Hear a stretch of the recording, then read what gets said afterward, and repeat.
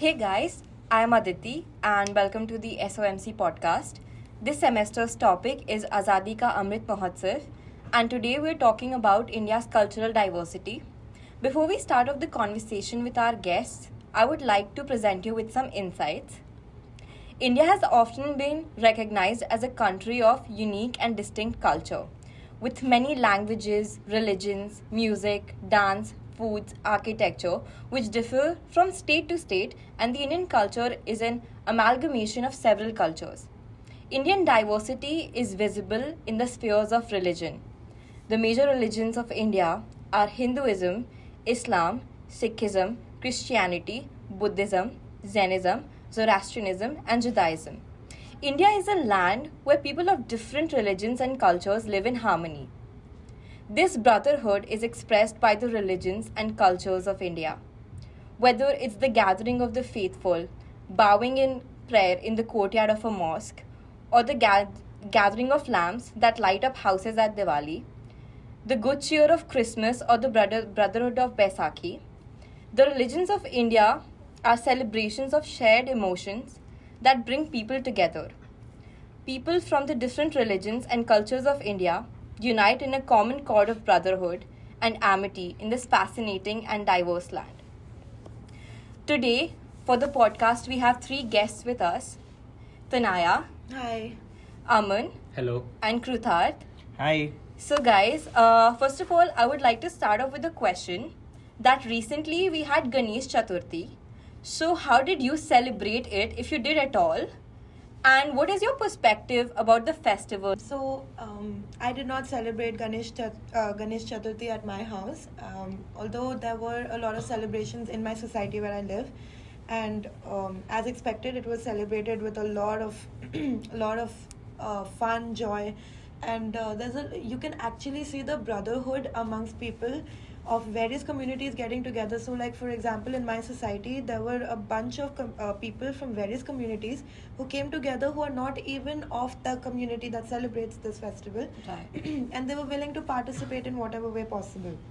Like they would offer food, or they would offer the sweets, or they would take care of the decoration part of it, and it was just so nice to see everyone unite for this one festival. And not only in my society, but the area that I live in Pune itself, as everyone knows, Pune is like the hub, I would say, for Ganesh Chaturthi. And every second, corner of the city, you can see a beautifully decorated pandal, I think they call it. And it is just so beautiful to see the murtis so, intricately designed and vibrant colors and everything. And in my opinion, this is one of the most fun festivals because you can see the people enjoying every second of Ganesh Chaturthi. That's how I feel. That's true. It's one of the most fun festivals ever. So, Aman, I would like to hear from you. How did Ganesh Chaturthi go? Okay, so as of answering to your question, yes, I did have Ganesh at my home. It was a 1.5 day festival. So yeah, we did it with full pledge and we kind of enjoyed it because as our Honorable Chief Minister Eknath Shinde, he removed all the restrictions that we've been having from last 1 or 2 years. Right. So it was kind of a emotional thing for us that we could call out our whole family to our place and celebrate it all together. Thank you. Right. So, I'm really happy to hear that you had such a good time. Next, Krutarth, how was Ganesh Chaturthi for you?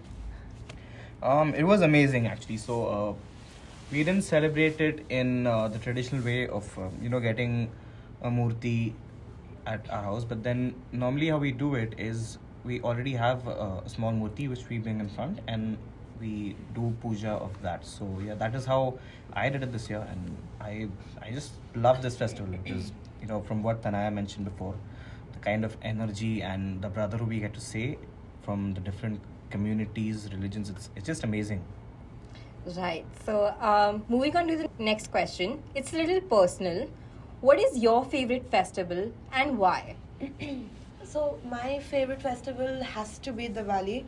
I look forward to Diwali the entire year because I love everything about Diwali. I love the decorations, I love the preparations in advance about it, and obviously, like every other person, I love the sales that come with Diwali.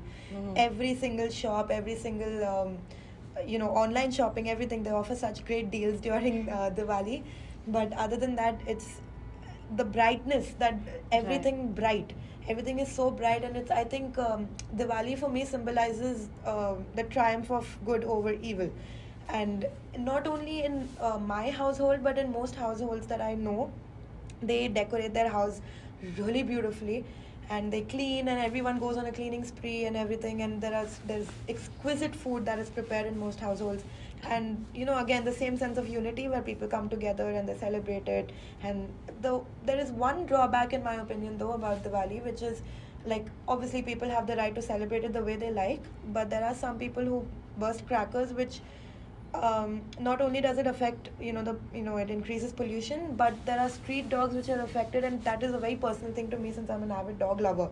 I love dogs more than anything, and then I feel really bad for the strays because they don't have any protection, so I feel bad about that. But other than that, I would say Diwali is my absolute favorite festival in the year. Right. So I think we all love Diwali, and I'm really glad though that you brought up the point that how Diwali affects the environment and people. And I feel like while celebrating Diwali, we need to be a little more mindful and considerate. And Aman, what about you? So the festival that I personally love the most is Navratri. We all are quite aware of it that it's a 9-day festival. It's a festival where we celebrate the powers and the emotional respect to the 9 Devis. Personally, it's been a tradition from many years that for each day we have a color code. We dress up to that color code. We go out and we celebrate a traditional kind of dance that's called Garba. So personally, I love it. Great. So Krutarth, what about you? What is your favorite festival? To be really honest, I would say just all of them, man. Because from the aura that Christmas brings to the amazing food you get during Eid, from the sales and the cleaning of Diwali to the playing with colors and stuff in Holi to the Garba, I just love all of them. So I really don't want to say that I have one favorite festival. I just love them all. Right. So what we learned from the previous questions was that India, it is a land of diverse cultures, and we celebrate lots of festivals here. So I would like to ask, what is the reason that you think so many cultures have managed to coexist in this country for so long? In my opinion, I feel the overall freedom struggle that we went through, even after having this whole divide and rule policy by the Britishers, I feel there was this sort of unity that didn't see any religion, it didn't see any culture. There we were one, where we fought for our freedom. And I feel that is something that has, kept us glued together. And even currently, the kind of communal hate that is going on around the world, and now that because of social media, we're all aware of what is happening, I feel that acts as a sort of direct proportionality. So that is also helping us spread peace amongst all the community and the people, right? I completely agree with what Krutarth just said. I mean, what happened back then made such an impact that somehow I think right now Indians, they just keep looking at the bigger picture. And for them, all that stuff that they went through together and how they got glued as a community that are called Indian, they don't look at religion. They look at the fact that they're Indians first, and then they look at their religion. And that stayed and will continue to stay, in my opinion, because it made a really big impact. That's what I feel. What wonderful answer. And with that, we conclude our conversation with our guests today. Thank you so much, guys, for joining me for this week's podcast. Thank you so much for having us. We had a great time. Thank you so much. Thank you. So, what we learned from this conversation was that different states have different languages, eating habits, customs, and religions. Like all the other aspects of life, the dances of different states in India are also distinct. Like Kathak in Uttar Pradesh, Bharatnatyam in Tamil Nadu, Kathakali in Kerala, and many more.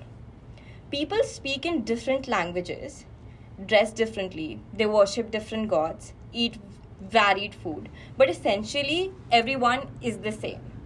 So whether it is a joyous occasion or a moment of grief, people participate wholeheartedly, feeling the happiness or pain. A festival or a celebration is never constrained to a family or a home in India. The whole community or neighborhood is involved in bringing liveliness to an occasion. Thank you so much for listening to today's podcast, and come back again next week for something new.